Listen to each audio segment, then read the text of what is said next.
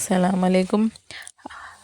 فقیہ ابواللیث نقل کرتے ہیں کہ جب حضرت لقمان علیہ السلام کا انتقال ہونے لگا تو انہوں نے اپنے صاحبزادے سے فرمایا کہ بیٹا میں نے تم کو اس مدت زندگی میں بہت سی نصیحتیں کی، اس وقت آخری وقت ہے، 6 نصیحتیں تم کو کرنا چاہتا ہوں، وہ ضرور سنو اور کرو بھی۔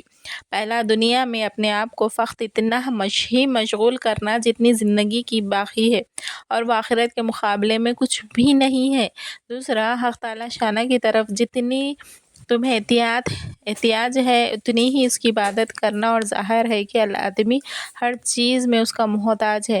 تیسرا، آخرت کے لیے اس مقدار کے موافق تیاری کرنا جتنی مقدار وہاں قیام کا ارادہ ہو، اور ظاہر ہے کہ مرنے کے بعد تو وہاں کے علاوہ کوئی مقام ہی نہیں۔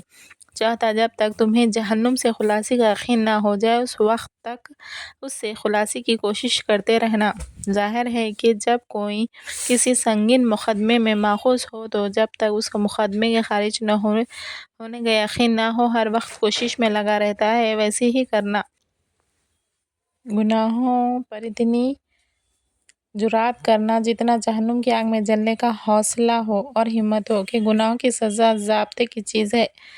چھٹواں، جب کوئی گناہ کرنا چاہو ایسی جگہ تلاش کر لینا جہاں حق تعالیٰ شانہ اور اس کے فرشتے نہ دیکھیں کہ خود حاکم ہی کے سامنے ہی آپ کے علاوہ کچھ کرتے ہیں تو گناہ ہمیں ڈر ہوتا ہے۔ اسی طرح سے یہ یاد رکھنا کہ چاہے جتنا بھی بڑا گناہ ہو، یہ یاد رکھنا کہ اللہ تعالیٰ ہمیں دیکھ رہا ہے اور اس کے فرشتے لکھ رہے ہیں۔